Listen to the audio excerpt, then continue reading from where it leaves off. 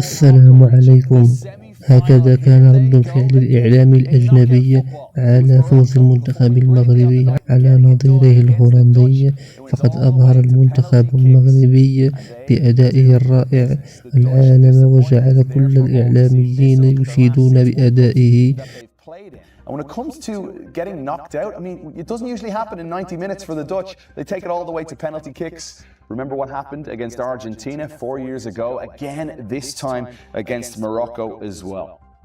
I have a feeling that Julien Laurent is going to have a thing or two to say about Ronald Koeman, perhaps, and this Dutch performance. That's a beautiful yesterday. tan. That is a gorgeous tan. We're going to welcome in Jules. That's a better tan He's than having a handsome day. You're having a handsome day, Jules. Yes, oh man, he's sexy today. Jules, what do you got to say on what you saw yesterday with the Netherlands, Morocco? I mean, I'm sorry to say it again, because if you've been watching our show and listening to us for the last few years, even when the Dutch guy was the manager of Barcelona, I think we've told you that it was just not good enough. Not good enough for Barcelona, not good enough for this Dutch national team. It might not be the most talented squad, but it's a squad that is still better than what the Dutch guy has been using it for and been doing it for in the last tournaments. I'm really sorry. What we saw last night again was so predictable in his tactics, in that back five, that silly options that he had, the silly game plan that he used. His in-game substitutions that we've known for years now are never really that efficient. And really, for everything that Dutch football represents for us in the world of football, going back to total football, going back to the Johan Cruyff era, and all his legacy, for me, the Dutch guy is the anti-Dutch football at his extreme, at his absolute best. He should have never got this job. I don't know why he's stayed in that job for so long. In 14 games against teams ranked in the top 25 of the FIFA rankings, he's never won a single game. He's never beaten a single of those teams. He's just not good enough, and yesterday, again, the tactics let down the country. It was actually alarming, Ali, watching that game last night and seeing the Dutch in extra time. They had 16% of the ball in the second half of extra time. I mean, remarkable to see them try not to lose rather than trying to go after the game. And it was diminishing as the game went on. Diminishing in terms of the possession for the Netherlands. And you can make the argument that they actually scored their goal when Morocco were fully dominating the game. And to Julian's point, they were essentially down to, let's find the big guy in Weghorst, see if he can flick it on to Somerville, and perhaps we may be able to create something that way. That was the limitation of the Netherlands.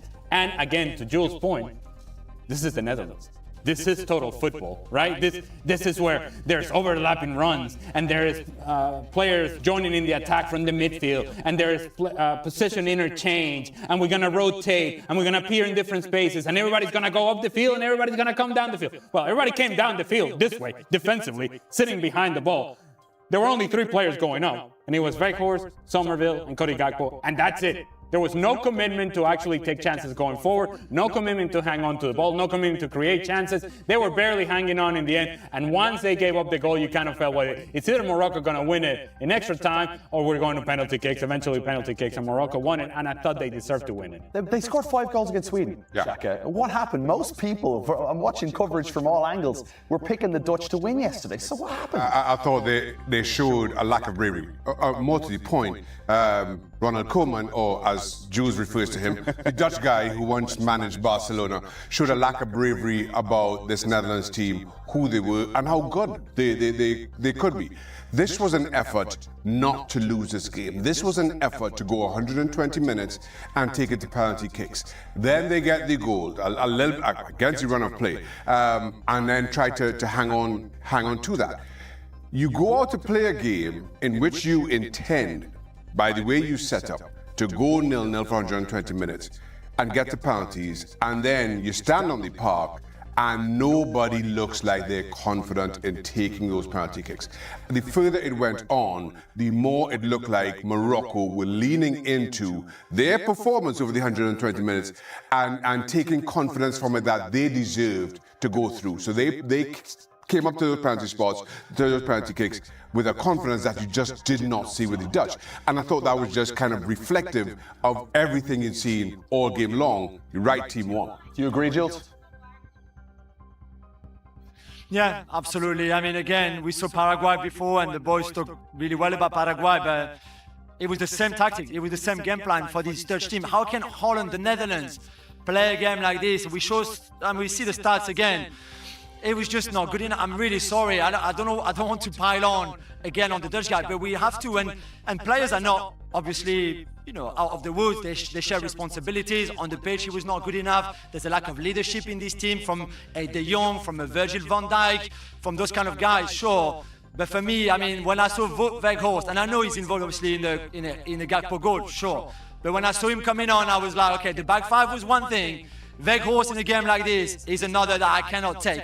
And for me, after that, even when they took the lead, I thought Morocco would come back, and I even thought Morocco would win before the penalties. I thought they would win during extra time. They should have been 2-0 up even before Gakpo scored. So I think it's a real shame. I think it's an embarrassment for a country like the Netherlands to have a team playing like that with a head coach doing those kind of tactics. And I really hope that now they finally move on from him and just go to a direction that at least just represents a bit more what they are about in football. And it's not perfect, and again, that might not be a great generation of Dutch players. However, they're much better to do than what we saw in this tournament. Goretzka, we criticised him for not taking a penalty for Germany. Virgil van Dijk didn't step up last night, Ale. And the report says that he fell a niggle, fell a little something, wasn't quite ready to take it. And you just kind of go, it's impossible to not go down the path of, where is the leadership? I'm not going to question whether he was injured or not. And if he says he wasn't ready to take a penalty, then you take your word for it. But it does kind of feed into the narrative of what Jules was just talking about. Where is the leadership of this team? And you would have thought that the first person taking the ball on would have been your captain, would have been that guy. That he, for that moment, would have stepped up and said, okay, I'm going to lead us for this moment, and I'm going to lead us down the right path so that then everybody can follow. And that just didn't happen. Eventually, gone. They're all gone. I mean, the odd thing to that is, I thought Virgil van Dijk played well. There aren't many players for the Netherlands you can say that about. But I thought he played well. I thought he was the leader that they needed on the day. Again, they weren't set up to win this game, but Virgil van Dijk was good. Morocco advancing, setting up a juicy clash with Canada in the round of 16. They're on the same side of the bracket as France as well. France in action today against Sweden, looking to book a place with Paraguay in the round of 16. Let's learn a little more about Morocco and head across to the sandbox. Saleh, take it away. Yeah, Kevin, so I wanted to take a look at the role of Hakimi for Morocco, because Hakimi, while on paper he's a right back or a wing back, actually he's much more than that for Morocco in the attack. A good example of that was the sequence in which he hits the crossbar, and Hakimi starting in a central position. Now, let me just give you a better angle so that you have a better idea of to what I'm talking about. This is Hakimi. This is center forward position. This is center forward movement. The ball is with Unai, and he's already making a run in behind Nathan Ake. And you're thinking, is that a right back? Is that a wing back? Or is that a center forward?